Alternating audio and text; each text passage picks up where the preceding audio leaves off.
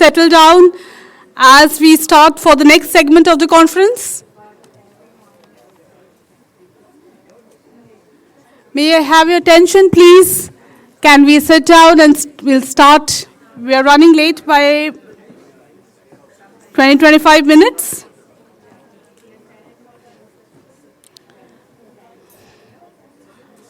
Yeah?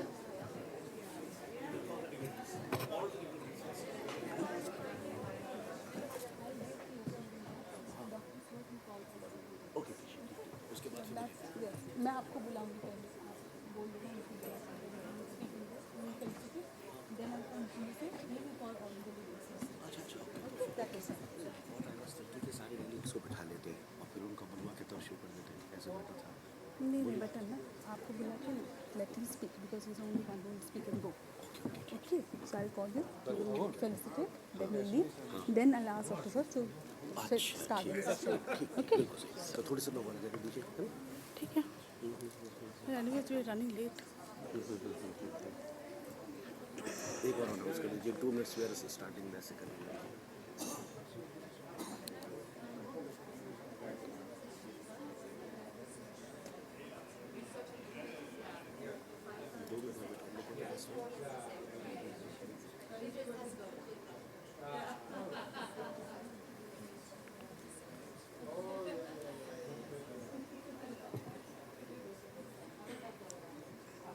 Just 2 more minutes and then we'll get started. I understand tea and coffee is very important to keep your energy high. But the next session will certainly be very interesting.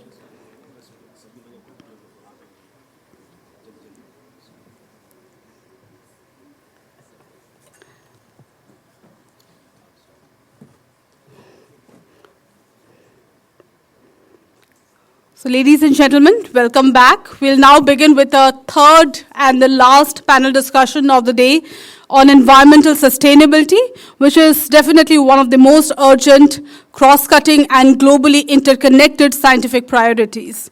This session will focus on 3 critical fronts, that is water security and water system management, second on climate and green energy transition, third is sustainable development pathways. We are honored to have distinguished speakers and international partners joining us from 7 countries, including Norway, Denmark, Slovenia, Switzerland, Italy, Israel, and Netherlands. Countries with deep leadership in climate science, water innovation, renewable energy, and sustainability research.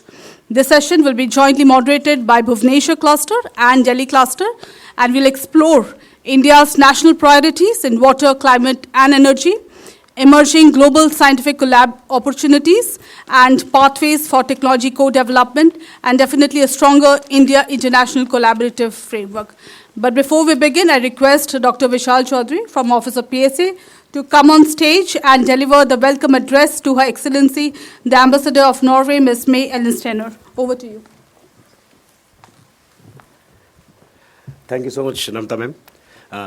Ladies and gentlemen, we have a privilege to announce that we have a very special guest in this session. We have the gracious presence of Ambassador of Norway, Her Excellency May Ellen Stenner, who has kindly given her consent and will be a part of this session.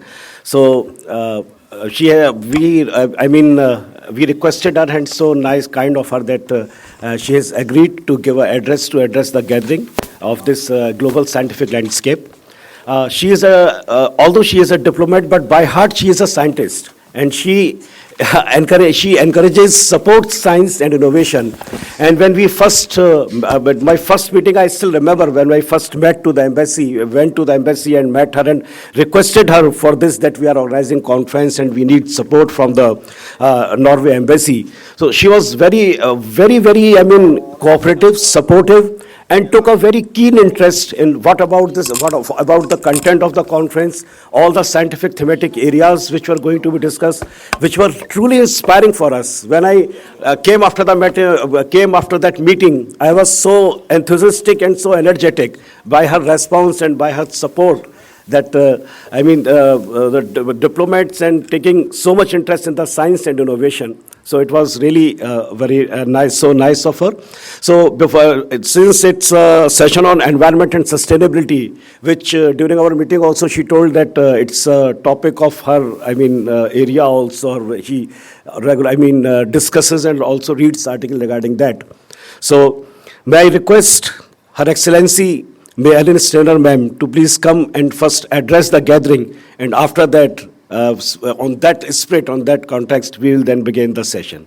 So thank you so much. Welcome, ma'am.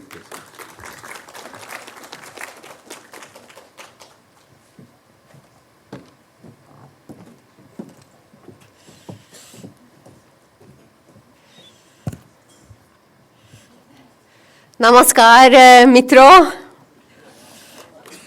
मैं बहुत खुश हूँ कि मैं इस conference भाग ले रही हूँ। इसके लिए मैं ऑर्गेनाइजर्स को धन्यवाद देना चाहती हूँ। I see there are some non-Indians here also. So let me just say also in English, I'm very happy to be here. And thank you to the organizers.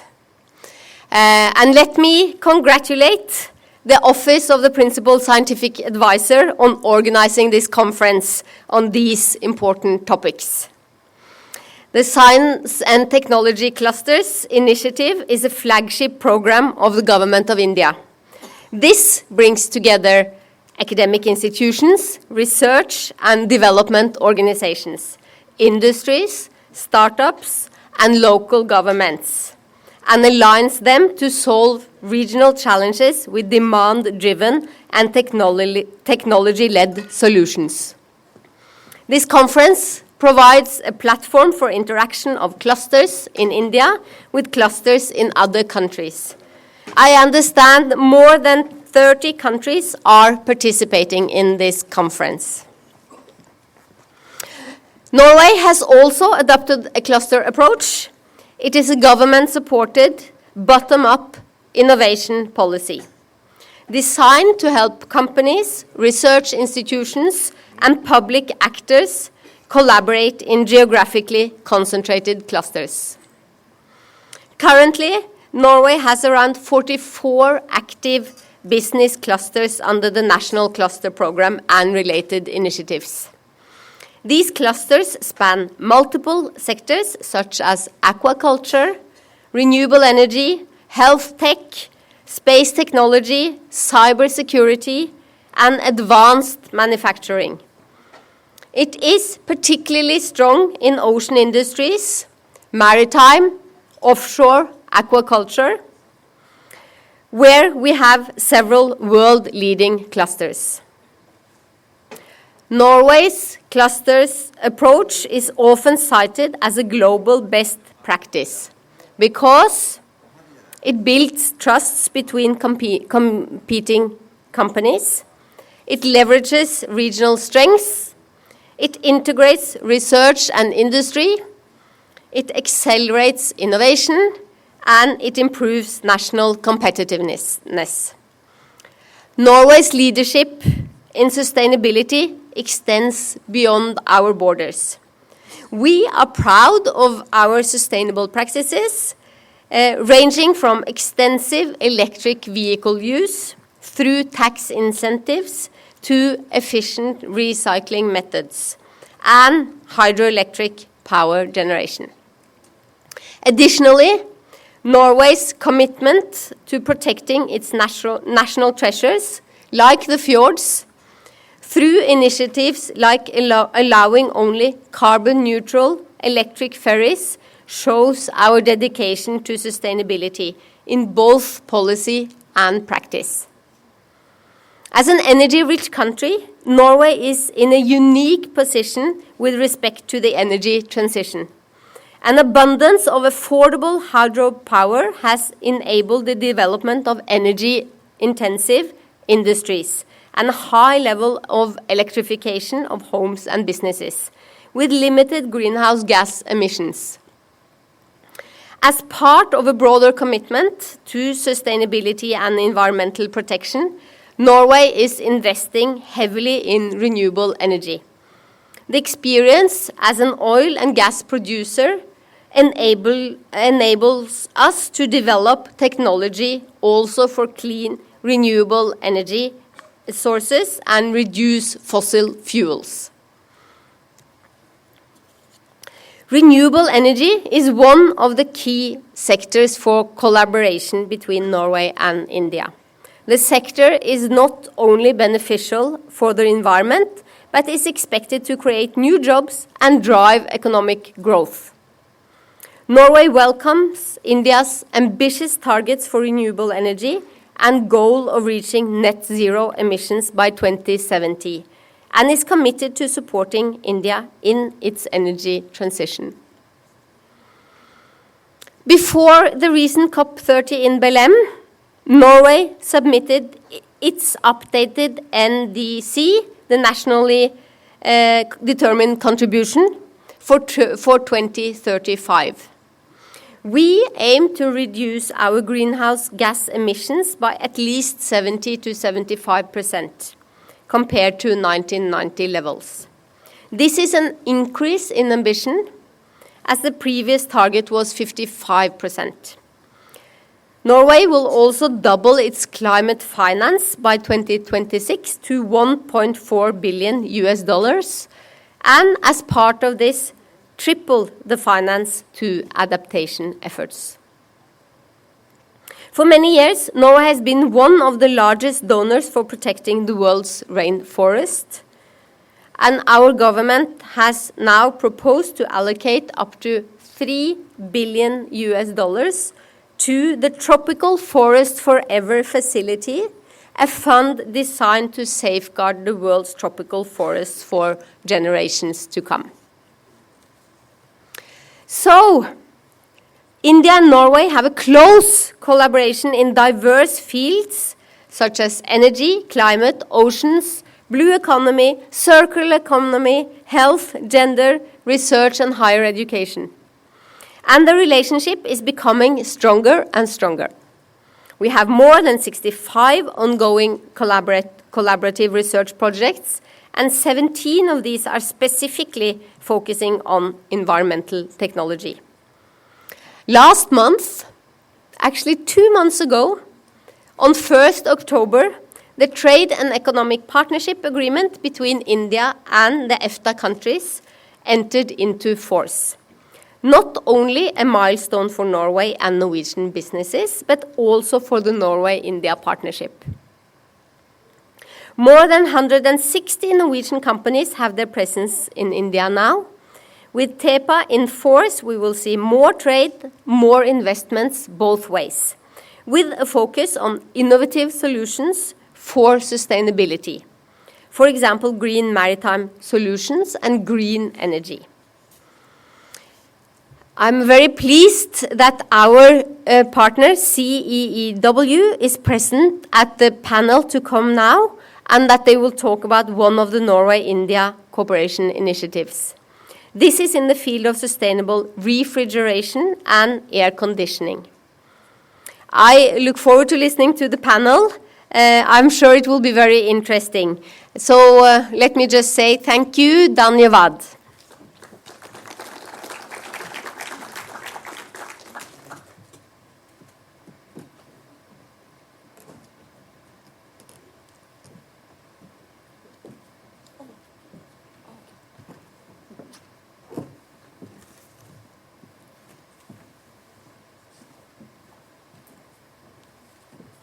Felicitation. I request Dr. Vishal Chaudhary to come and felicitate.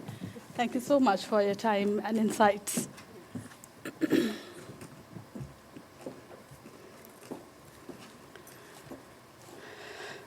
A big round of applause, please.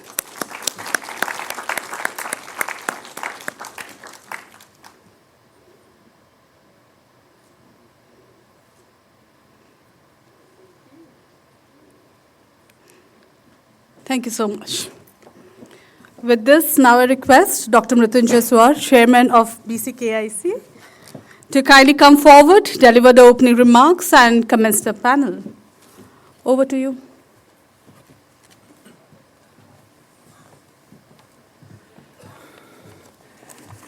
So very good evening to all of you. Ladies and gentlemen, I know we are running a bit late. We have to finish this by 6 o'clock. So what I'll do to make it a very sustainable program, let me cut down my opening comments, but what is the Honorable Ambassador said, what Norway is doing great things. Now, also India is geared up to do great things in the sector of environmental sustainability. And a lot of initiatives have happened from the government side, and various city clusters, the science clusters are engaged in this. And environmental sustainability is not only a national imperative, it is a global scientific mission. And that's what the Office of PSA, the Government of India, is engaged with several different S&T clusters. And this is where all the science S&T clusters, what you have heard from morning, 8 of us, they become very powerful and has a lot of offers we can do together, able to integrate advanced hydrology tools, climate analytics, clean energy, innovations, and sustainable development framework across institutions, startups, and industries. So what makes today's session particularly the valuable is the presence of eminent partners from globe, such as from Norway, we just heard Madam Ambassador, from Denmark, Slovenia, Switzerland, Italy, Israel, and the Netherlands, of course also from India, that have pioneered breakthrough in various platforms like water resource governance and digital water systems, climate modeling and resilience science, renewable energy, integrations and hydrogen pathways, circular economy innovations and policy design. And India's challenges are large, but there are also opportunities for co-development, co-creation, and co-validations and joint deployment of global technologies at a meaningful scale. Ladies and gentlemen, through today's interventions, I hope we can identify specific areas of bilateral collaboration in different countries who are present here today, and of course, multilateral research and innovations. The pathways to integrate global best practices, which you are very interested, that's for the S&T cluster, the international conference is happening here, to learn from you and to deploy for our betterment. Into India's sustainability roadmaps. And we build collaborative models where our clusters can work with international institutions and organizations to bring measurable impact. With that, I really request our international partners to kindly come to the dais. I'll invite them one by one, and the process is like that. I'll be requesting each one of them to speak for 5 minutes on the context, what the country is offering in the area of environmental sustainability. So may I now invite from Norway, Mr. Sonal Kumar. Mr. Sonal Kumar, the big round of applause. Welcome, Mr. Sonal Kumar. From Denmark, Mr. Ben. From Denmark, welcome, Mr. Ben, the big round of applause. From Slovenia, Professor Lisa. Welcome, Professor. From Switzerland, Professor Manfred. Welcome, Professor. From Italy, Professor Francisco. Welcome, Professor Francisco. From Israel, Ms. Noah. Welcome, Ms. Noah. From Netherlands, Mr. Jan. Mr. Jan Rensmith from Netherlands. Welcome, Mr. Jan. So the flow will be like this.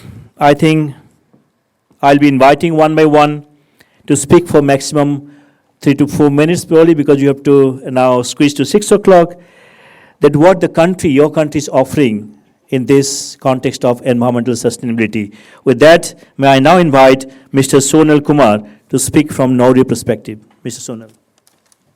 If you have got PowerPoint, you can use it. Otherwise, also you can speak.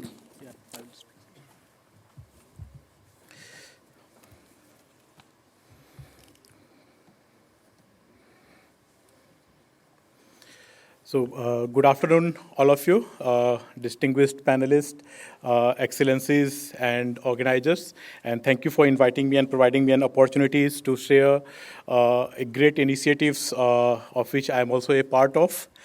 So I will be talking about one of the specific initiatives under the larger India-Norway partnership. And Honorable Ambassador has already highlighted on the major national priorities of Norway and also what are the major focus areas under this partnership. So I will be specifically talking about an initiative under the environmental sustainability theme, and that is focused on advancing sustainable cooling and heating solutions in India. So, and it's a multi-organization effort. So, 11, 12 organizations from academic, R&D, policy research, civil society organizations, and industry partners are involved from India and Norway to basically showcase some of the advanced heating and cooling solutions that are also environmentally sustainable. So why this initiative? So I will start with a little bit of context, like what is happening in this sector in India. So we are witnessing a rapid growth in the cooling demand in multiple demand sectors in cooling. And it is expected that the cooling demand will rise 8 to 10-fold from 2019 to 2037. So and cooling is also now becoming a survival need because of the rising heat. And it is also an essential for ensuring food security as well as last mile healthcare services. So with that in mind, and cooling also comes with a lot of environmental impact. So because all of these cooling devices, they consume a lot of energy, which has global warming impacts. These are also based on refrigerants, which have ozone depleting as well as very high global warming potential. So with addressing these issues and also ensuring affordable and sustainable cooling solutions, Government of India has come up with its National Cooling Action Plan, and it was one of its first initiative in the world to develop a National Cooling Action Plan. Also, India is party to the Montreal Protocol to address the environmental impact of refrigerants. So with that in mind, this initiative was developed to basically support these national priorities to basically accomplish the targets of India Cooling Action Plan as well as support achieving India's commitments under the Montreal Protocol and its Kigali Amendment. So this initiative is primarily centered around refrigerants. So India will be starting to phase down HFCs after 2028. And there are some alternative options that are emerging. Out of that, one is a group of refrigerant called natural refrigerant. The other groups are synthetic, but we are also witnessing that there are other health impacts related to those. So now we are focusing on how we can prepare a ecosystem that will support advancing natural refrigerant-based systems in India.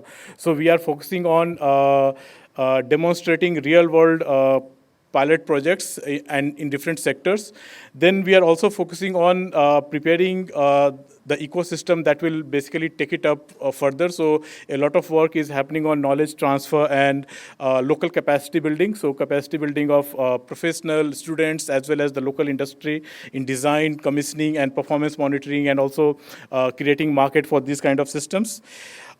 Then what will happen with the existing refrigerant stock? So we are also bringing in circular economy principle into that. So how we can recover the existing stock of refrigerants and either recycle it or safely destroy it. So these are some of the focus areas. So primarily centered around refrigerant, but also focusing on circular economy and energy efficiency of the systems. So and how this partnership is basically beneficial. So Norway has already done a lot of advancement in terms of R&D and market deployment of these kind of natural refrigerant-based systems. And they also have a well-established circular economy system for the refrigerant management.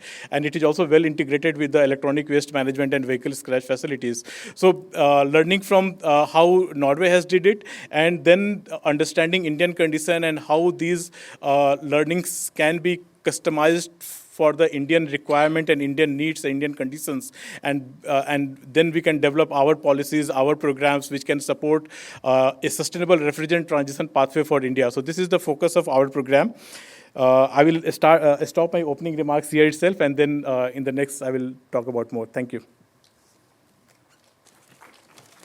Thank you, Mr. Sonal, for bringing the repurposing purpose for a better purpose of climate for this environmental sustainability. Now I'll invite from Denmark, Mr. Ben, to give the perspective of Denmark in this in the environmental sustainability. Thank you very much for having me. My name is Ben Jorgensen. I am a Chief Project Manager at 𝐶LEAN, Denmark's national cluster for water and environmental technology, and I also have the pleasure of leading the International Clean Tech Network, which is a global partnership of 23 cluster organizations around the world focused on energy and environmental technology. But to say a few words about us as an organization. So as a national cluster organization, we have a mandate from the Danish government to convene researchers, industry, and academia, and the public sector across the innovation process to accelerate the development and adoption of environmental technology. So turning to the topics we work with, we heard some rankings earlier today about innovation. When it comes to environmental technology, Denmark ranks first in the world in terms of scientific publications per capita, and number 3 in terms of environmental technology patents per capita, surpassed only by our friends in Finland and Switzerland. But of course, it's important to remember these are per capita. So Denmark is a very tiny country, as you know. We have a population of 6 million people, and that says a lot. We are very good at some things, we'll never be the best at everything. So we have to make sure we're very well connected all around the world, and giving our researchers and enterprises access to complementary expertise and cutting edge knowledge. So we've always had a very strong focus on international collaboration, and that's why it's so great to be here today. But turning towards our technical focus areas, so as a cluster we work with carbon capture and utilization, biodiversity monitoring and evaluation, circular plastics and circular textiles, but also on water technology, and that's what I'll be focusing on today. So when it comes to water technology, we have, I would say, 4 big priorities right now. Many of them are related to adaptation to climate change because, of course, the climate crisis is largely a water crisis in many places. So a cross-cutting priority is, of course, digitalization, and we see Danish utilities deploying sensors, real-time monitoring technologies, automated control systems across the water cycle to improve their operational effectiveness, but also enhance resilience to the future impacts of climate change. And linked to that, we also see increasing implementation of nature-based solutions. So many Danish cities are working hard to integrate green-blue infrastructure with engineered solutions, and that means everything from restoring wetlands to building water retention ponds and multifunctional parks. And the city of Copenhagen has taken this farther than any of the others in Denmark, I would say. And if you look at the city's cloud-burst management plan, you really see a scale that's quite impressive. So entire neighborhoods are being envisioned as adaptive water landscapes designed to slow down, redirect, and store water for as long as possible. And this has a lot of co-benefits beyond reducing flood risk. So it improves groundwater recharge, but it also creates cooler microclimates, and that's increasingly important as well. Turning to the industrial side, our approach to water security is really informed by our experiences with industrial symbiosis. So especially in the city of 𝐾𝐬𝐬𝐬𝐬, a relatively small town, but has a big industrial cluster, including petrochemicals, pharmaceutical manufacturing, building materials, and so on. There's a really long history, more than 50 years of collaboration between those industries, not driven by environmental concerns necessarily, but really hard-headed business interests. In Denmark, we rely almost entirely on groundwater for municipal and industrial use. So there are really strict limits to how much water any industrial user can actually extract.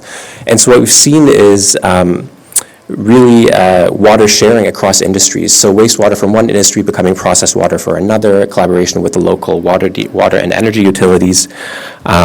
So this has really become a guiding framework for us when we're looking at water security in industry. And turning towards the future, we also see dealing with emerging contaminants as a pressing issue. So of course PFAS, the scale of contamination has become quite clear in recent years in Denmark. And of course we also have changing European regulations that are creating demand on the market side for the adoption of new solutions related to detection, removal, and destruction of PFAS contaminants. So I think I'll leave it for there since we're short on time. Thank you very much. Thank you, Mr. Ben, for bringing the intervention strategy from a tiny countries, bringing powerful tools in water security. So next, I'll invite from Slovenia, Professor Iliza Gassen, to bring the perspective from Slovenia.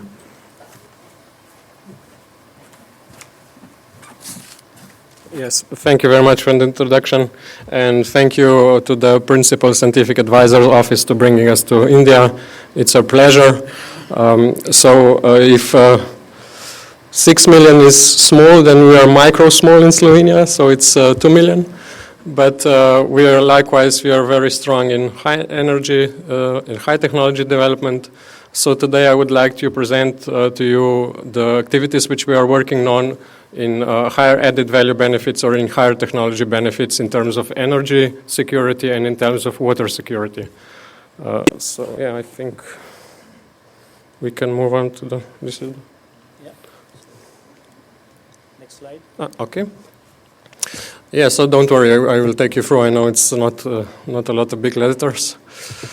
So basically, we are very active in two fields in Slovenia right now in terms of what is happening in energy and also options that are happening to secure our water better. And this is all revolving around decarbonization. So we have different ways. We have a lot of energy-intensive industries that want to move now from natural gas supply or some other energy carrier where you want high temperature energy and moving into hydrogen. So this is something that is now really present. And those of the companies that have high value-added products, they can already switch to hydrogen. And they're also paving the way to other companies that need a little bit decreased hydrogen cost at the moment. So we are now operating in some demo cases or some pilot scales around 8 euros per kilo, 4 euros per kilo and going down to 2. And I heard today that in India it's already possible around 1. So this is something very exciting which we are moving towards. Then another option, another field in this energy security is heat recovery. Especially high temperature heat recovery. It's also something that we are looking into, at which we are supplying with our own catalyst-driven processes. So it means you use residual heat to integrate in some chemical. And this is also very often hydrogen. So that's why this is here.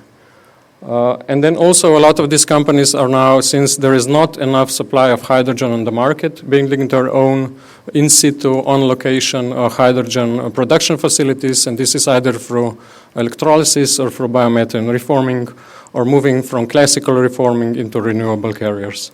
So this is something that's happening as well. And 3 flagship projects that I want to emphasize here is the Slovenian Center for Carbon-Free Technologies. Then we have a couple of industrially driven projects, which you can see on the slide, and the Slovenian Network, which is a research institution / industrial network that is working on hydrogen development. And then the other field, which is complementary, is carbon capture, which we are doing not with the purpose of carbon fixation, but carbon will be an important feedstock in the future, especially in the decarbonized future. It may sound a little bit not logical, but we will need carbon for chemicals, so we are enable carbon capture systems to feed and to make new chemicals from that. So that's the other field. And then in terms of water security, there is a lot happening, but staying on this high level innovation or high level RRI is different ways for electrolysis, how you can use water which is not potable, or if you don't need to use really, this high purity level water, then there are systems that are robust, and you can go into, gray water, you can go into wastewater, and this is something that is developing now. And then there are materials that you can use other energy than gas carriers, and this is magnetic heating, also something that is being industrialized or brought close to industrialization as well. And the last field which I want to mention today are critical raw materials. And they are also important for water security. That's why I put them on this part of the slide, which I'm sure you're aware, which are first our nutrients, which we don't want in our waters, but we want in our food, right? And the second field is heavy metals, which we also don't want in our food, but maybe we want it in advanced materials. So these two fields are being approached either through advanced nanomaterials recycling or advanced nanomaterials recovery. And the other one is the phosphorus technology chain, because Slovenia has a really strong phosphorus value chain. This comes all from phosphorus producers to advanced materials manufacturers, such as if I start at the low-end cleaning agents, and if I start at the very high-end, also integration into battery systems. So this is something maybe a little bit early on, but I want to mention today because I think it's also always good to look into the future. So with this, I thank you for your attention, and I'll comment later on. Yeah. Thank you, Professor. I think bringing the green hydrogen and the water security best practices from Slovenia. Now we'll move on to Switzerland. Professor Manfred, your perspective.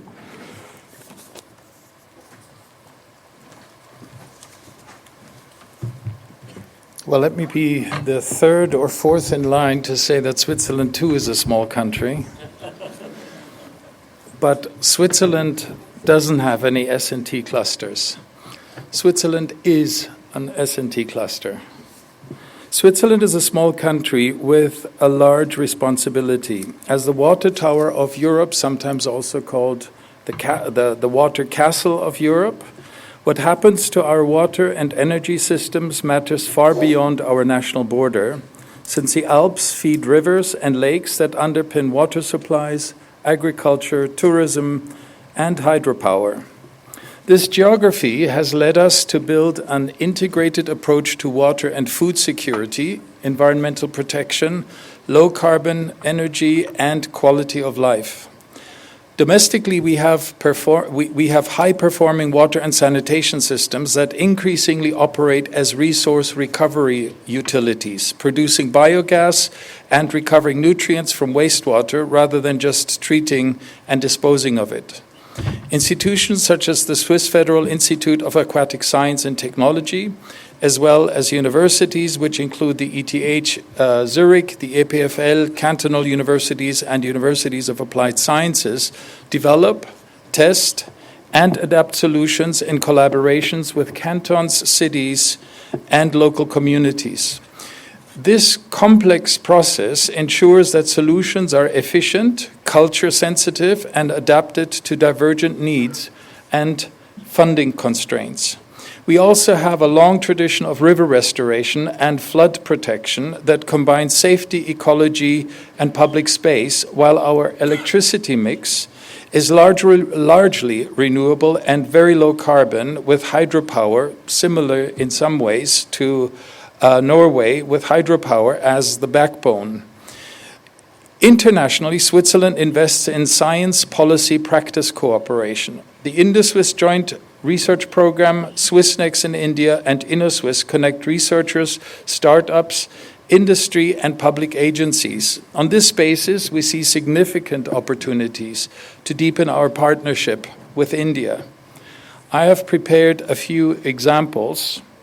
One example, and I'm now talking about hypotheticals because I'm very much interested in developing and strengthening the relationship with India, and not things that we're doing that we may visit or you may visit, although of course visiting Switzerland is a wonderful thing.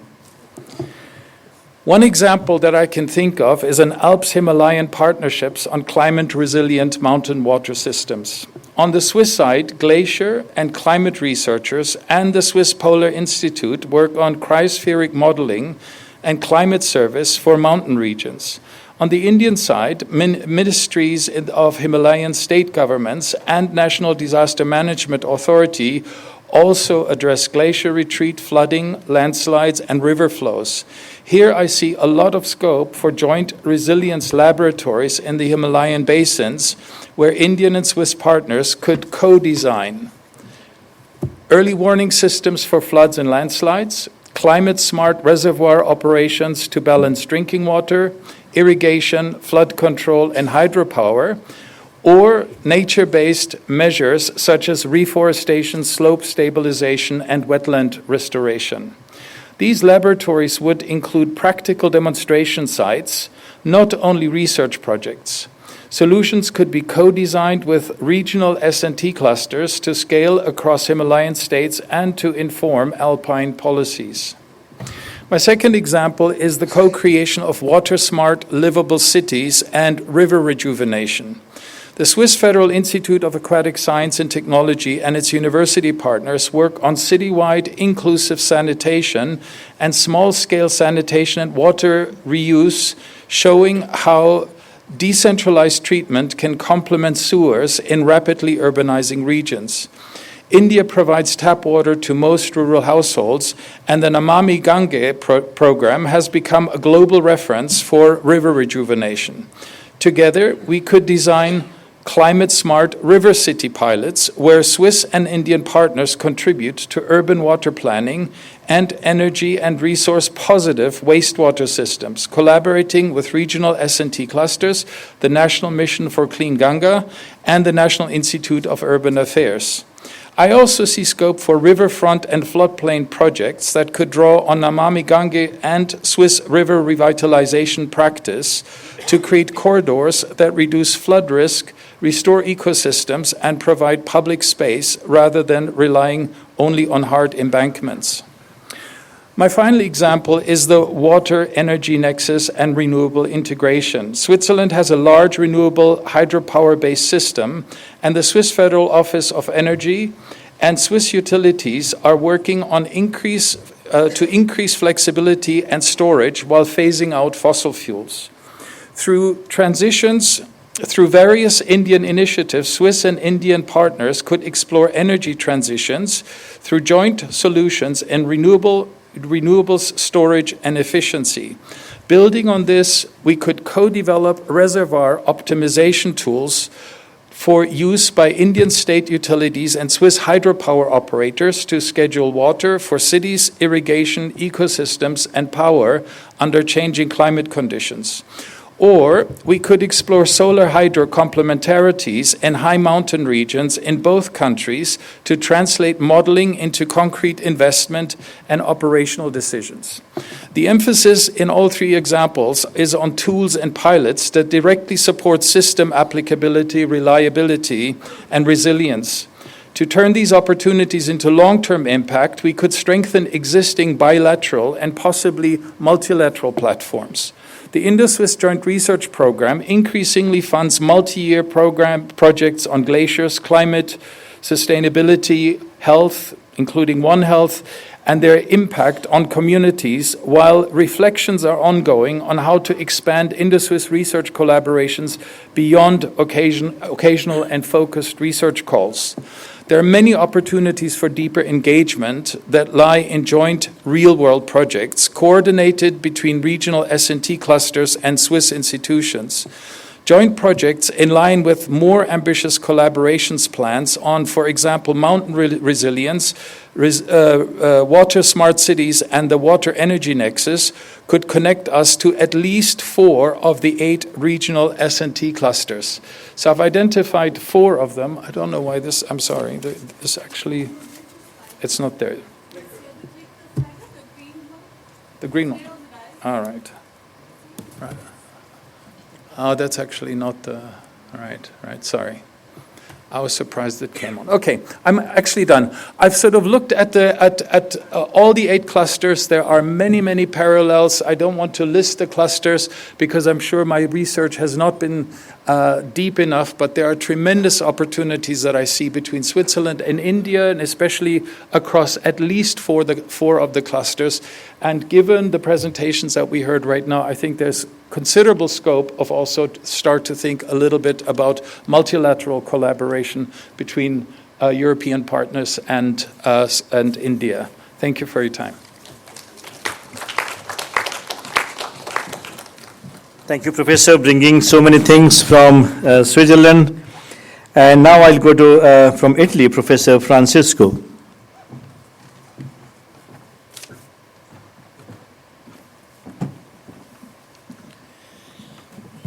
Good afternoon to everyone, and first of all, thanks to the organizer for inviting me. It is a real great pleasure to have the opportunity to represent Italy in this first meeting. I would use this time to underline 3 main topics that I believe can be useful to engage and to work together Italy and India. The first one is connected with the COP30. 2 weeks ago, we closed COP30 in Belém, and during the COP, Italy, India, Japan, and Brazil launched an initiative to increase the production of sustainable fuel. Inside sustainable fuel, you can find hydrogen, for sure, but also biofuel. And I believe that this initiative can be a real good starting point to increase our relationship. Because in Italy we have an important number of companies that developed important new technologies in the use of biofuel.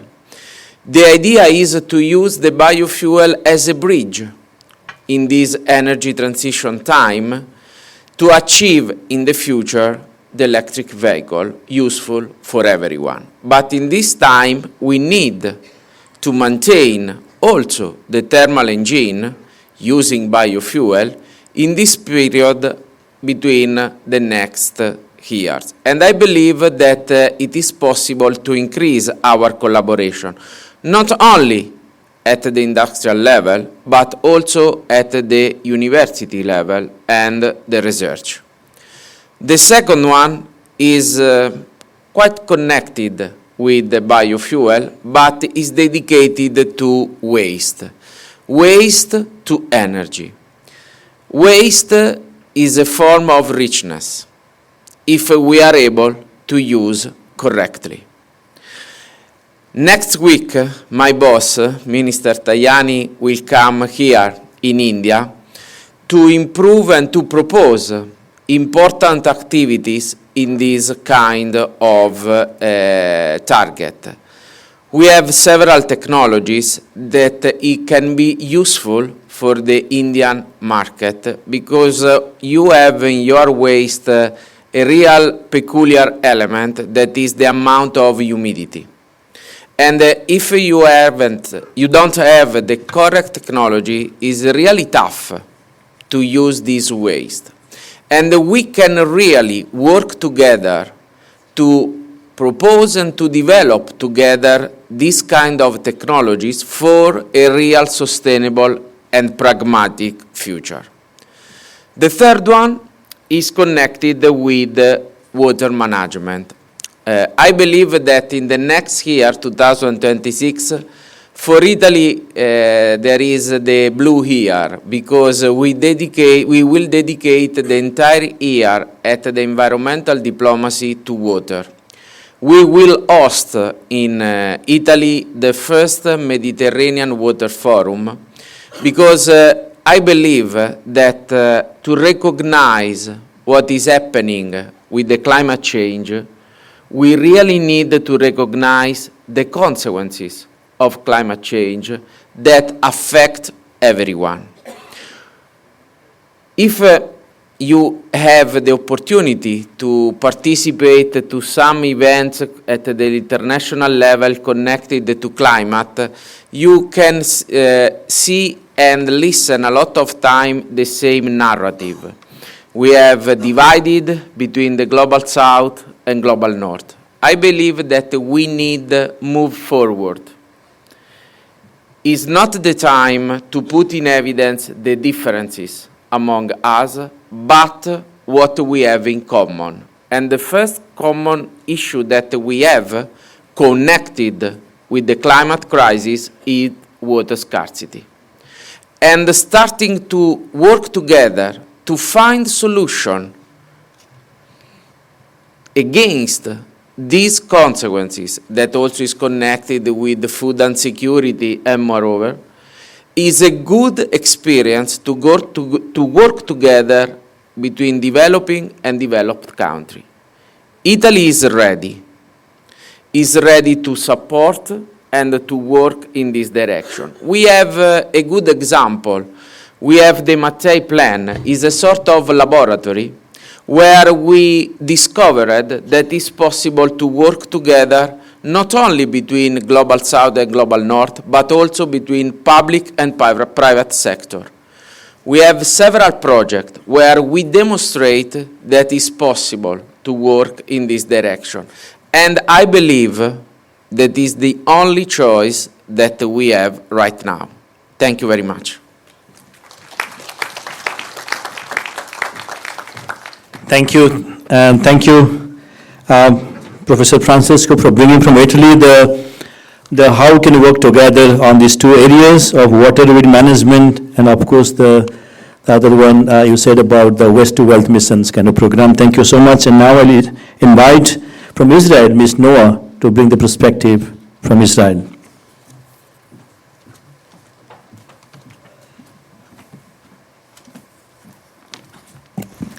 Good afternoon, everyone.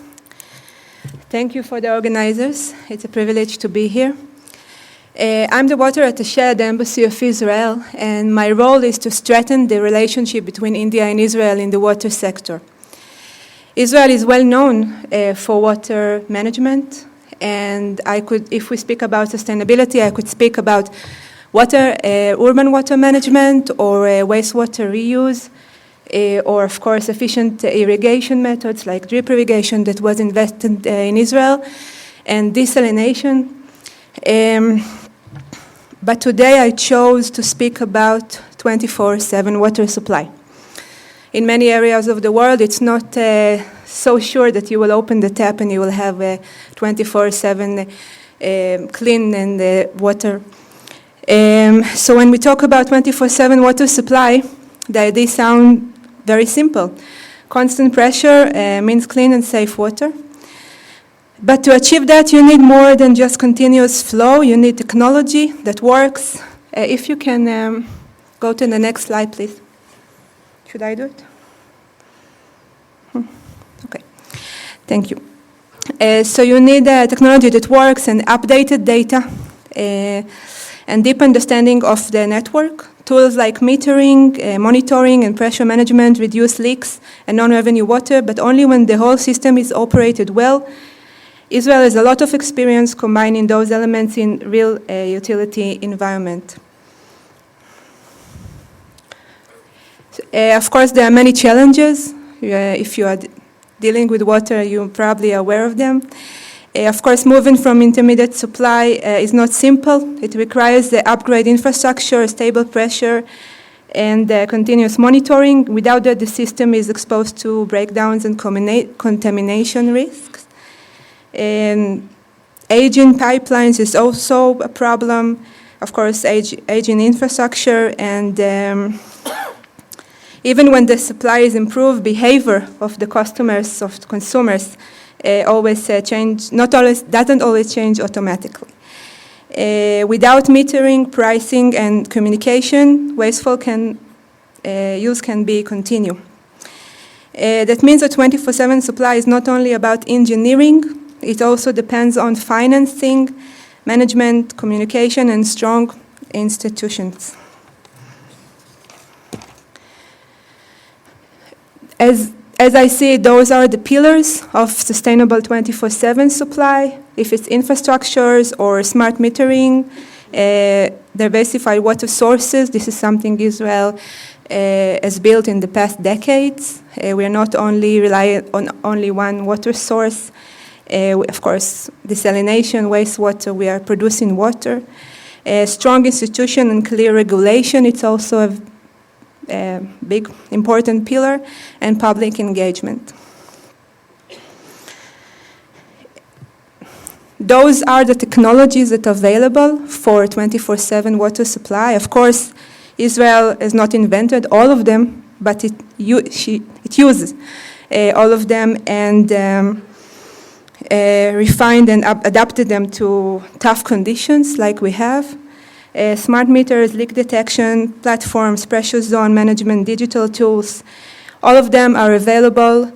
All the companies in Israel are expertise in their area, and they will be very happy to share their expertise with India.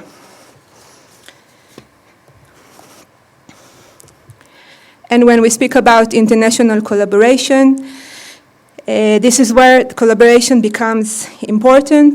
India and Israel each bring strong capabilities. When we work together, we combine technology, operational experience, and lessons from the field. It's not about one country teaching another. It's about tackling shared challenges together. Collaboration builds skills, supports good policy, enable pilots, and creates financial models that last. The exchange of knowledge between institutes is incredibly powerful and leads to more sustainable system. And finally, this is the roadmap for implementation. It starts with understanding the baseline, what is the current situation. It moves to infrastructure and regulation and, of course, technology implementation. And in the end, you can come to a point when your system is managed well. Thank you.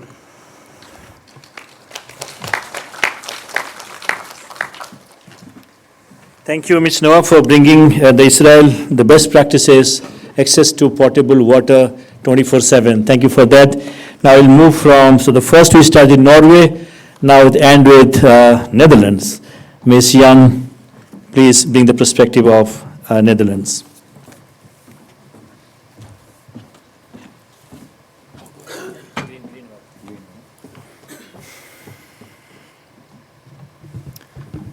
Ladies and gentlemen, good afternoon. First of all, it's a great pleasure to be here, and many thanks to the Bhubaneswar and Chandigarh clusters and the Principal Scientific Advisor's Office for giving us this opportunity to speak here to you. Sustainability and green energy are very close to our hearts in the Netherlands. We know them not just as policy goals, but as matters of survival and practical necessity. Much of our land lies below sea level or is at risk from rivers and the sea. That's why generations of Dutch people have learned to live with water designing systems that protect, adapt, and harness nature rather than fight against it. Because of that heritage, we've grown into a nation comfortable with complexity, water care, and resilience. Today, I would like mostly focus on a different but deeply related topic, green energy transition. The Netherlands is working hard to meet its climate goals. Under our Climate Act, we aim to cut greenhouse gas emissions by 55% by 2030 and reach climate neutrality by 2050. Renewables already play a growing role in our energy mix.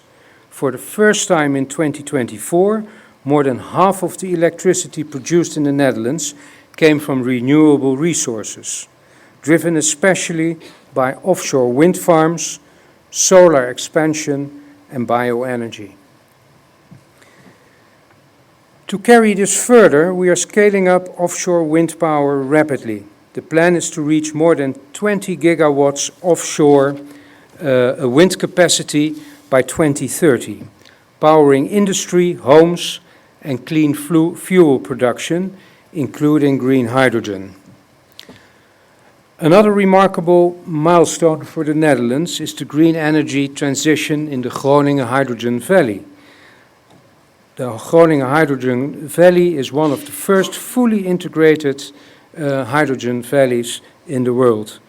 There, renewable power, electrolysis, storage, transport infrastructure, and industrial use are being built together, a living example of what a clean energy ecosystem can look like. Our ports, notably the Port of Rotterdam, are transforming to become green energy gateways to Europe, with investments in renewable energy, hydrogen handling infrastructure, and plans to supply clean electricity and fuels not only to the Netherlands, but across industry sectors in Northwest Europe. On the other side, we see great potential of bioenergy and bio-based innovations. Dutch researchers and industries are working hard on biorefineries, bio-based chemicals, recycling, and circular solutions, areas that can help transition heavy industries away from carbon and close material loops rather than simply replace fossil energy. We see innovation in the Netherlands as critical, not just to develop better technologies, but to build systems, test them, improve safety, and scale them sustainably. That is why the Netherlands works with public-private partnerships, what we call a triple helix approach, to bring together thinkers, makers, and regulators. To achieve goals for sustainable future, we strongly believe in working together with our international partners. When it comes to India, we already are working with our Indian counterparts across various bilateral and multilateral platforms, focusing on achieving shared goals in the environmental sustainability. For example, India and the Netherlands are co-leading the integrated biorefinery track in the Mission Innovation program, and we are working closely together on the clean hydrogen track as well. As a result of our joint collaborations in these platforms today, I'm proud to announce that the Netherlands has joined the Global Biofuel Alliance under the leadership of India, a clear signal to our commitment to green energy transition and our confidence in partners such as India to lead new bio-based initiatives globally. For India and the Netherlands, working together just makes sense. India brings scale, speed, and huge renewable energy growth, while the Netherlands offers strong innovation, logistics, know-how, and access to European markets. Over the past few years, we've already seen how well this combination works. From our biorefinery and hydrogen innovation missions to India, to our joint work under the National Green Hydrogen Mission, and the many research links now taking shape between universities and industry on both sides. These aren't ideas on paper, but real pilots, real partnerships, and real momentum. And we're excited to keep building on these, including through next year's innovation mission to India on circular materials, plastics, and green chemistry. We see great opportunity to work closely with India's science and technology clusters in places like Bhubaneswar, Chandigarh, and others, because these clusters bring researchers, startups, industry, and government together under one roof. This makes them perfect partners for practical and on-ground collaboration. For example, we can work together on broader environmental sustainability areas such as circular use of materials, pilots on green hydrogen, applications, and joint research projects on clean energy and other key enabling technologies. These clusters also have strong links with local governments, which means anything we co-create, from small pilots to larger demonstration projects, can be quickly tested, scaled, and connected to regional priorities. In short, they offer exactly the kind of ecosystem where Dutch expertise and India's innovation drive can create real impact in environmental sustainability. With this, I wish to conclude, and I thank you very much. Once again, thank you very much for listening, and please follow us on LinkedIn. Thank you. Thank you. Thank you, Mr. Jan. I think that was quite excellent, bringing the perspective of green hydrogen and the Global Biofuel Alliance. Now, because of paucity of time, what we'll do now, because we have a couple of questions, but I think we'll come to the last questions for you, starting from Norway, because you have been seeing this cluster meet happening here, and you have come with a lot of strategies coming from your government, from your country. How do you see, starting from each one of you from Norway, how do you see Norway can bring some partnership with this clusters model of India in some thematic sector which are very pertinent to environmental sustainability? I think you can.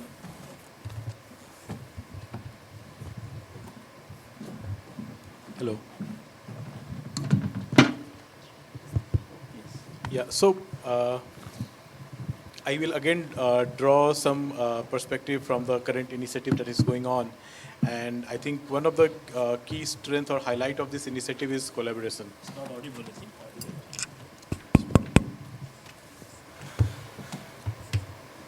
Hello, am I audible? Okay. So what I was saying that the current partnership that is going on, so one of the key strength or highlight of this initiative is basically the collaboration where different organizations having different kind of skill sets, different expertise coming together to solve one problem, and also not only the problem but different aspects of the problem. So whether it is product design, it's market development, it's consumer awareness, or doing the performance measurements, or understanding the policy landscape so that a conducive ecosystem can be created. So basically looking at all the aspects of a sustainability solution that can so that it can take up in a country like India. So from that initiative itself, I see a lot of collaboration opportunities emerging from that. So for example, here we are trying to showcase natural refrigerant-based cooling and refrigeration systems. So currently, we have a few pilot projects, but how can we take it up from a few pilot projects to a market-ready, standardized product offering for the market? So there, a lot of work is required, and where I think a lot of collaboration initiatives can be built upon. So like design of products. So currently, these products are designed based on the specific requirement of a client or a customer, but it will but in that way it will not it cannot be scaled up. So for scaling up, we need to have we need to move from customized product to a standardized product offering, and there are a lot of product design as well as making it market fit. So research on and collaboration on that front, that is required. Then we also need to have a robust local supply chain who can basically provide all the, because in our case, some of the components are locally manufactured and fabricated, but we are also relying on some of the instruments and high-end controls to get it imported from different countries of Europe. So how we can support the local industries, so basically working with the local supply chain to support them in designing and fabricating and manufacturing those products, equipments, tools, etc.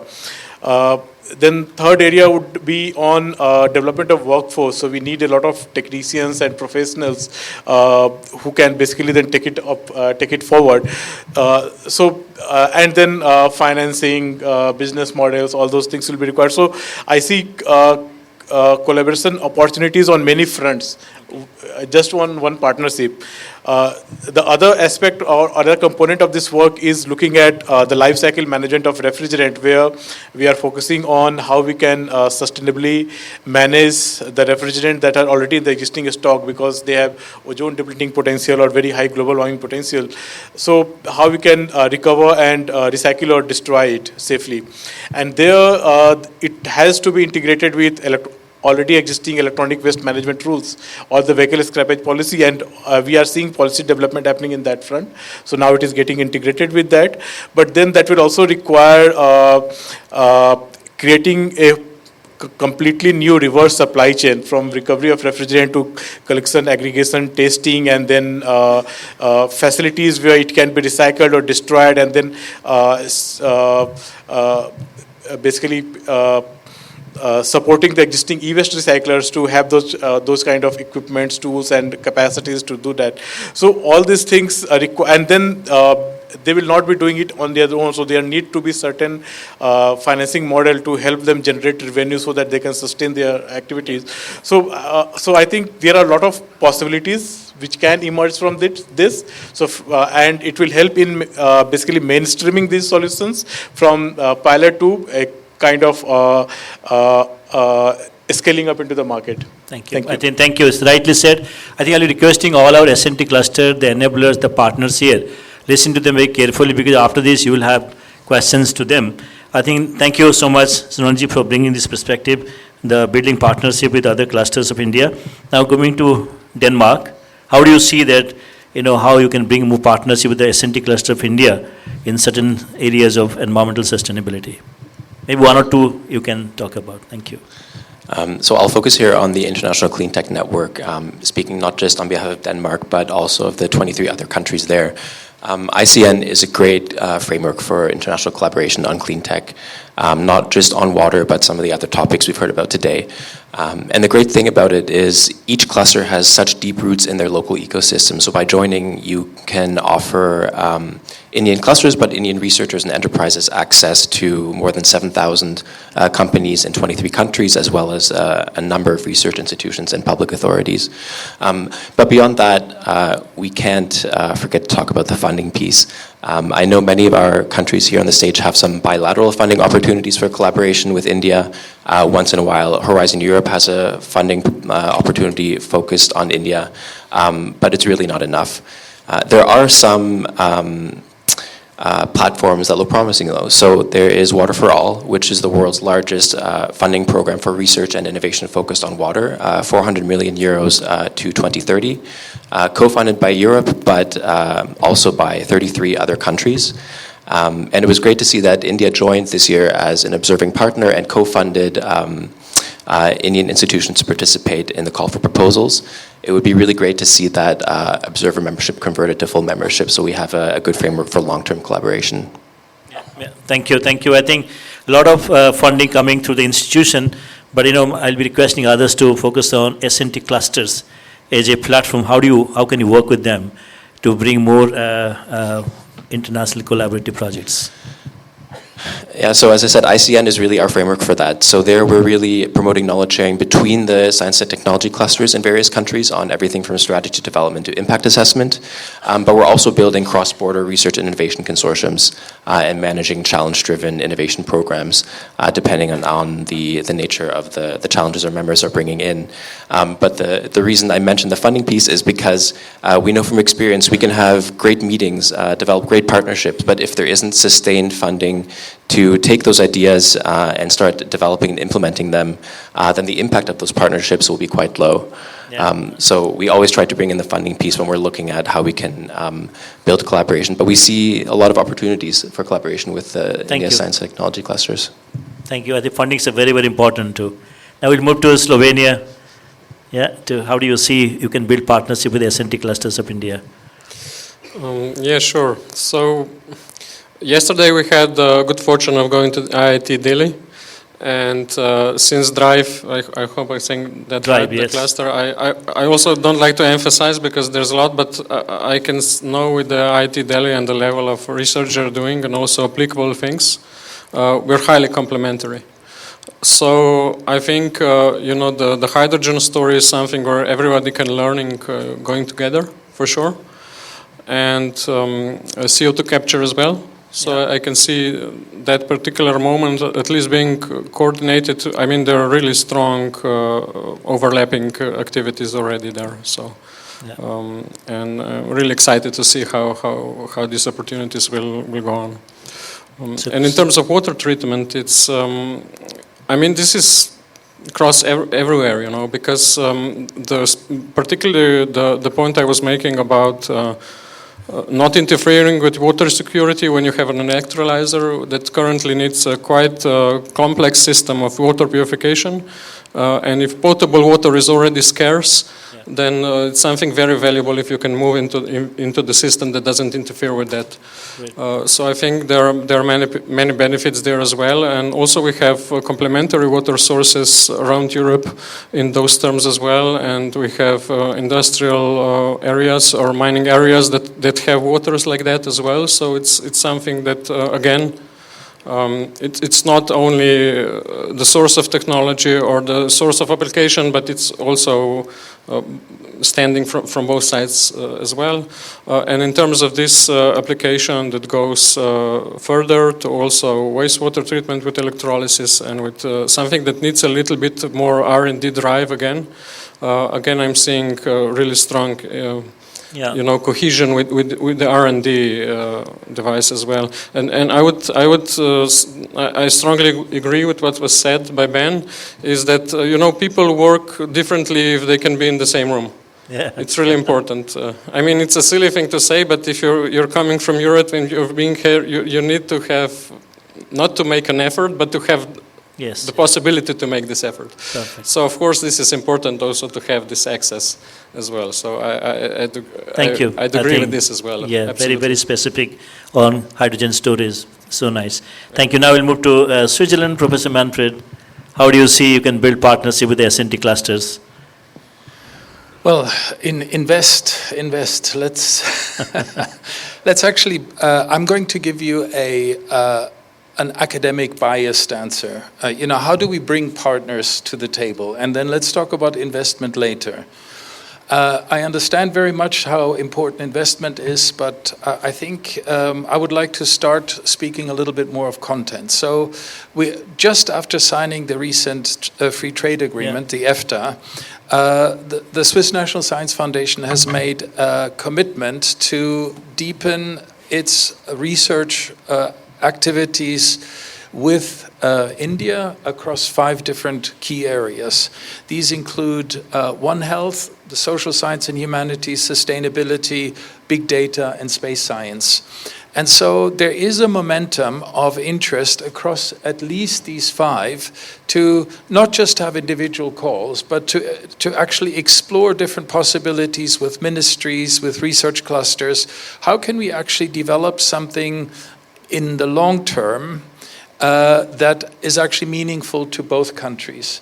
And so your question, I would like to answer your question actually more with developing a research and research partnership and a collaborative partnership, rather than, okay, how do we get funds actually from here to there? It's also my personal experience that when the idea is there and the momentum is there, not always, but often money follows. Yeah, that's true. So in that sense, I think a real investment in actually getting groups together and we're working on a different system of starting joint workshops, site visits. Very good. between Joint the two workshop is countries. one interesting. Exactly. Yeah, perfect. In order to actually develop more trust, trust on both sides, very important, because I strongly believe, and now the Europeans are not allowed to listen to now, I think India will have to teach the new rules of engagement of the 21st century to Europe and to Switzerland. And so I think is actually a two-sided way of benefit. And so we're actually very strongly working on this. And obviously, as I mentioned earlier, it would be nice if there's more collaboration also multilaterally to come into this partnership. Thank you. And we'll move to Italy. So, for sure, the investment is crucial. For this reason, in Italy, we decided to use the money that we received from the European Union after the COVID to promote 5 different clusters. One was this morning here, is the Agritech one, but we have other cluster. One is connected with sustainable mobility, and for this reason we decided to invest in this direction, because we believe that it's necessary to improve the international collaboration in this kind of topics, because one country alone doesn't have the possibility to achieve this really big challenge that we have. For this reason, for example, you know that right now in Italy we are discussing about the budget law. We cut a lot of money in a lot of sectors, but we decided to keep the amount of money that we invest for international cooperation, because we believe that can be a very important element to improve not only our economy, our activities, but also to achieve better result, particularly in the scientific background, biofuel, waste, energy, and is a sort of volano that is able to increase also the activities of our companies with your companies together for this kind of target. Yeah, good. Thank you. I think more to discuss on that, but I think we'll move to Israel. Yeah, Israel. Okay, so as my colleagues said rightfully, investments and Of course, knowledge sharing, we are working very closely with the government, state government and federal government of capacity building programs and delegations and courses. But it's important to remember that science and technology are there for the benefit of the people in the end. So I can give you a very good example of what Israel is doing in India in the past 15 years. We have 30 centers of excellence all around India for agriculture that we brought Israeli technology for agriculture, if it's of course drip irrigation as I mentioned, but also fertilizers and greenhouses and whatever. And it's there to be exposed to the local farmers. And out of the results of those centers of excellence, it made a huge impact and, of course, affected very greatly on the life of farmers in those areas. So this is another way of collaboration that works very well for Israel. You're welcome to visit one of them. Other, of course, of investment and all the other things. Thank you. I think now we'll move to Netherlands, to Mr. Jan. Looking ahead, how do you see the India-Netherlands partnership evolving in the areas like green hydrogen, which is very probably close to your mission program, and sustainability and environmental technology? Thank you very much. We see lots of possibilities in India. And probably blue economy, if you can speak. Of course, we're also interested in blue economy, but we will discuss that later. But in the field of green hydrogen, India gives us the opportunity to demonstrate our technologies and to scale. And especially the last is extremely important. In the Netherlands, it's very difficult really to scale our technology, and here we can do it. And our Indian partners are very ambitious, and they're very keen on collaborating together with Dutch companies and research institutes. So we think it's a very good combination. And in the Netherlands, we have a very strong knowledge base, but at the same time, we're very practical. So we're looking for practical, result-oriented collaboration, and that's exactly what you're doing in India. So I think it's a very good match. Of course, funding is important. We have possibilities in the Netherlands. The Horizon Europe program is also a great fund to make use of. And we see that Indian parties are getting more successful in applying European funds, which is a very good thing. And then, of course, last but not least, you set up your own fund for research, technology and innovation. And that's a huge fund, if I'm not mistaken. It consists of 12 billion euros. Well, that's a vast amount, yeah. And I think we can do a lot with it. Huge fund, yeah. So I'm looking forward to continue our collaboration. Thank you. Thank you so much. I think we just started maybe 20 minutes late, but we wanted to maintain the Swiss precision time, but still 6:06, we are closing this now. I thank each one of you for being part of this excellent session. I think of course, many funds has been for academic research and innovation bilateral partnership, but today the intention was to bring these 8 clusters of India to you, and you can go through their stalls, see where you can build partnership for a purpose. Of course, besides your academic, other research, innovation interest, how can you engage these eccentric clusters of India and build strategic partnership for a purpose? With this, I thank each one of you. I think, so before I invite Amrita, right, please give the concluding remarks. I think what we are saying on behalf of, I think we're also, all clusters are partnering together and creating some platforms. So Arpan is there. All of you are here, I thought, with the permission of Dr. Mani Madam, this is what we are showcasing on 13th and 14th of March. We are hosting Global Summit on Blue Economy in Bhubaneswar. I invite all the counterparts here, the European countries, the other countries, the foreign delegates. Let's go to Bhubaneswar, and the best kept secret of India, for this 13th and 14th March Global blue submit economy. Thank you so much. Oh, it's right, yeah. Oh yes, I think I forgot. So I know you said you have been listening to them, but you're writing your questions. I think questions may come from you very briefly, whom you're asking, and then maybe you'll take over you'll give the answers to them. Any questions to specific person on the dais? From funding to anything you can ask. Yes. Microphone.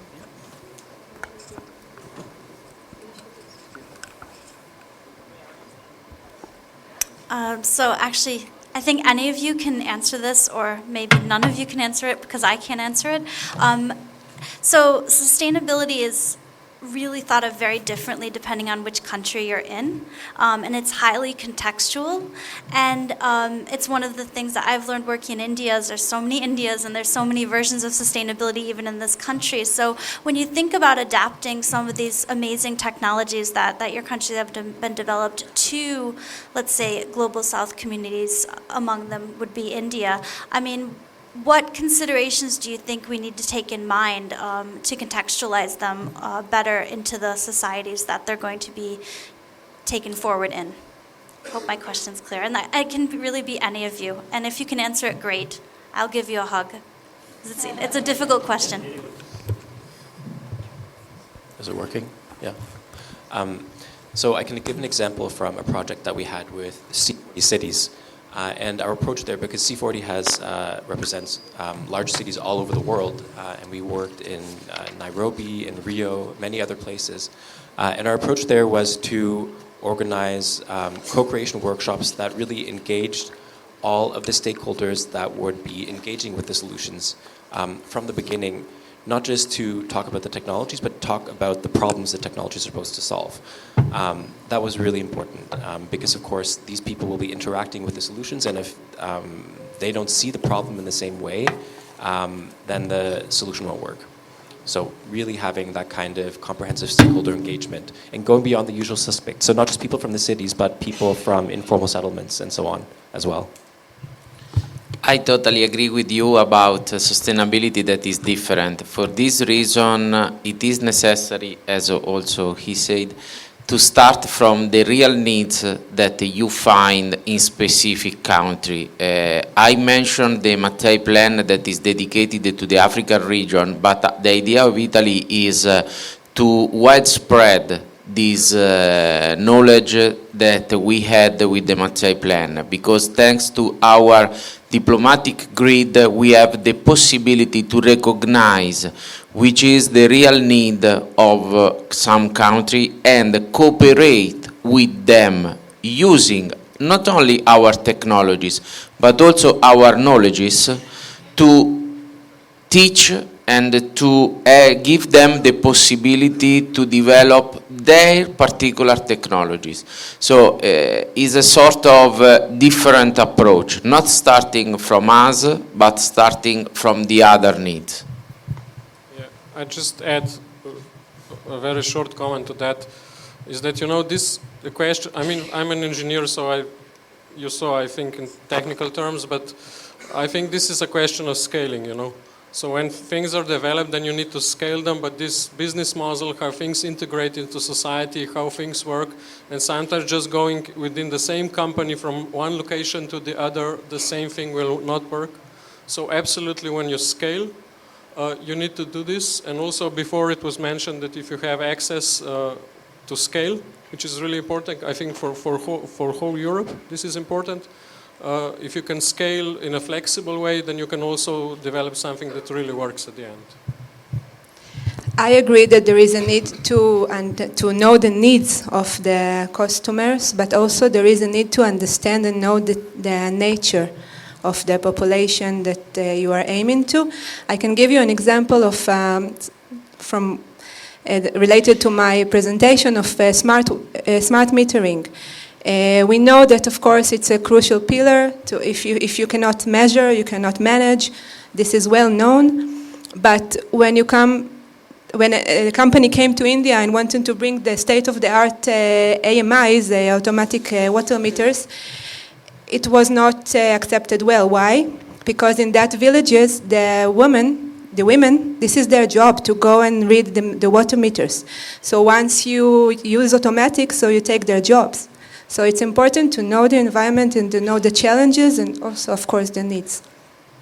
You also want to speak?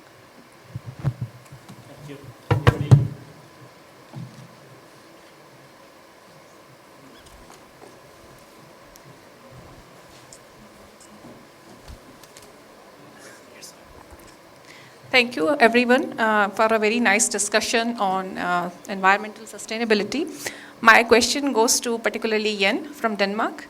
I wanted to ask about, since you have talked about sustainability initiatives in Denmark and especially digitalization of water systems and their management, including energy, of course, what do you think that we can actually take it from your incentives from there or initiatives from Denmark, which could be implemented in India? I'm also an alumni from Aalborg University, by the way. We worked on energy district systems, schooling systems over there. But now I'm seeing that there is a drastic shift, in the technologies and energy transition. However, here the systems are quite different. Of course, they require more resilience in addition to sustainability aspect. So what will be your comment, since you may have insights from both systems, both countries? Any advice on that? And how can a cluster bring in some collaborations with ongoing initiatives in your country as well? Thank you. Okay, I'll do my best. And don't get mad, I'm going to talk about funding again. But this is why we see there is actually ongoing knowledge sharing between Danish water utilities, for example, and counterparts here in India. I think some of them are here today at a different conference. So that is ongoing, and that's been ongoing for a while. But I think the issue is that to transfer and adapt some of the practices that we see in Denmark takes more than a few site visits and some conversations. That's a really, really important starting point. It's necessary, but it's not sufficient. And so there needs to be a framework that can allow utilities, researchers, private companies on both sides to collaborate, share knowledge, and adapt to the local context. So I think that's really the key.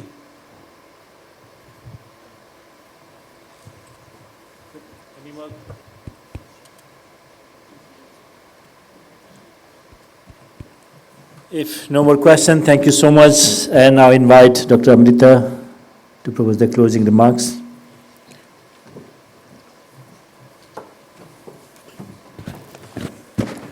Thank you. Thank you. Thank you to all our distinguished panelists for your insightful contributions. We began with Her Excellency May-Elin Steiner, who set a clear direction by emphasizing Norway's commitment to climate neutrality, the importance of shared responsibility, and the need for collaborative innovation frameworks.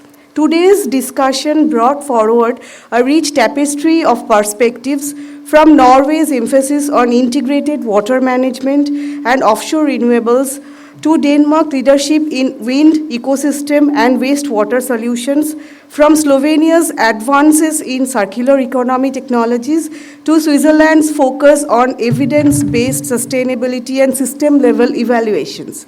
We also heard Italy outline its work on hydrogen and industrial decarbonization, Israel highlight pragmatic innovations in water reuse and irrigation efficiency, and the Netherlands share its world-leading experience in delta management and climate-resilient water systems. Despite the diversity of approaches, a powerful convergence emerged around innovation, resilience, and long-term system thinking, especially in water security and the green energy transition. In particular, the deliberation demonstrated the wealth of global innovation in these areas and the strong potential to translate such solutions to India. Clusters are uniquely positioned to enable such large-scale, impactful deployments.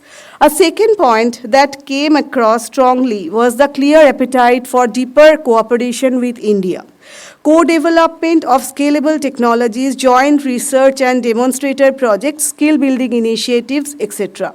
Several of you noted that translating these opportunities in real-world outcomes will depend on structured partnerships, predictable collaboration pathways, leveraging existing schemes and platforms that can meaningfully connect your institutions with India's regional S&T clusters. Across all countries, a few common themes for enhancing cooperation with India emerge clearly. A strong belief in India as a co-innovation partner, clear enthusiasm for joint ventures that combine global technological depth with India's scale, manufacturing capacity, and field testing ecosystems.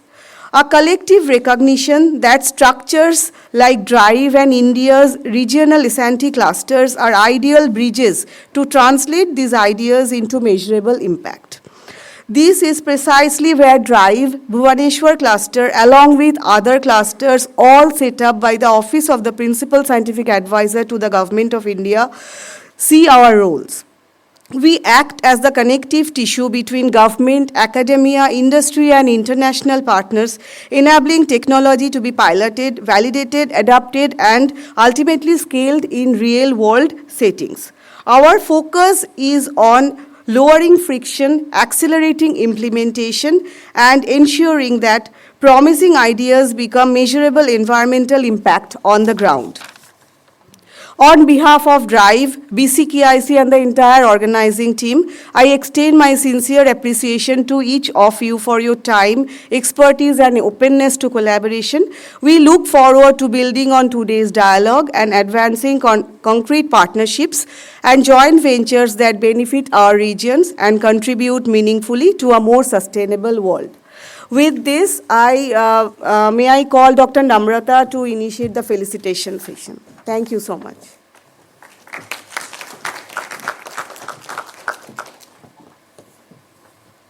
Thanks, Amrita. Thanks to all delegates on dais.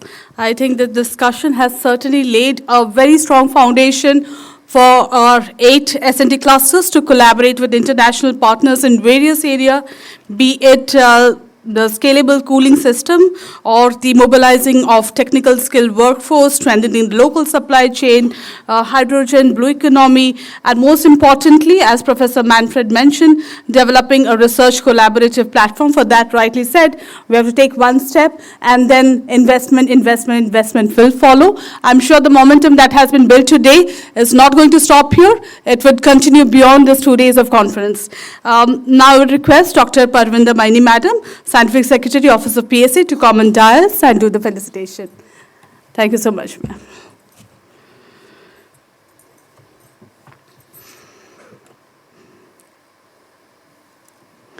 We'll start from the right side. I would request Mr. Jan Rijn from Netherlands to come to the front, and yes, thank you, ma'am, for felicitation. A big round of applause, everybody.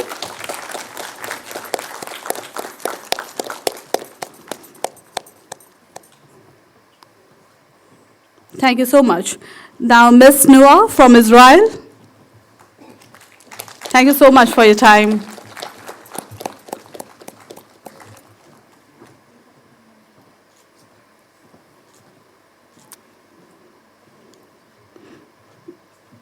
Professor Francisco from Italy.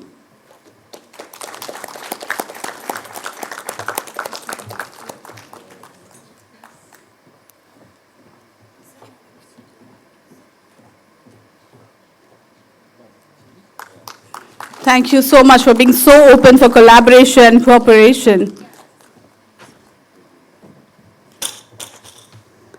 Professor Manfred from Switzerland. Ladies and gentlemen, once again, a big round of applause. I think we have energy left with us. Yes?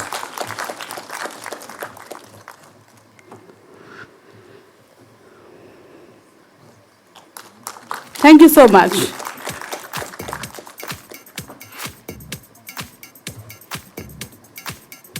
Professor Francisco from Italy. Okay. Professor Gasan from Slovenia. Sorry.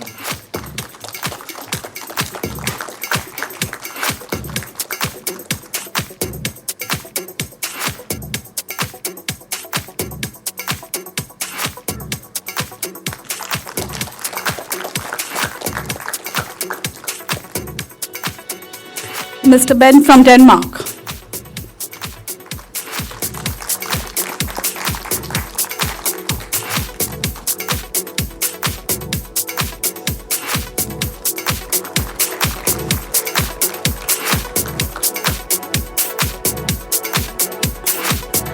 And at last, we have Mr. Sonal from Norway.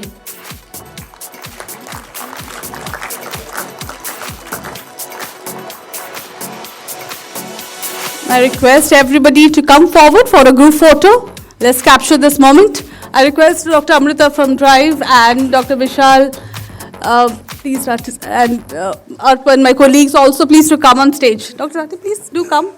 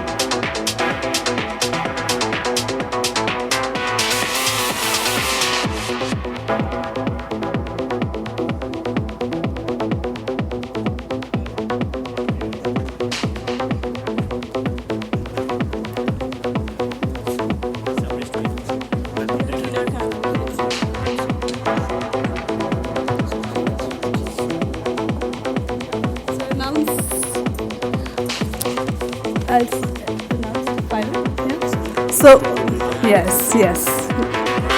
With that, ladies and gentlemen, we bring day one of our conclave to a close. On behalf of Office of Principal Scientific Advisor, the 8 S&T cluster family, and myself from Bhubaneswar City Knowledge Innovation Cluster, I would like to thank each one of you for your active participation, insightful discussions, and energy you have brought to our 3 sessions today, that is smart agriculture, healthcare, and environmental sustainability. To continue our conversation in a more relaxed setting, we invite you to join for a cocktail reception followed by dinner from 7 p.m. onwards. So tomorrow again, please note, we'll sharply resume at 9:45. So let's unwind, connect, and toast to a successful day. Thank you, everybody, and see you. Thanks, Dr. Ashmita.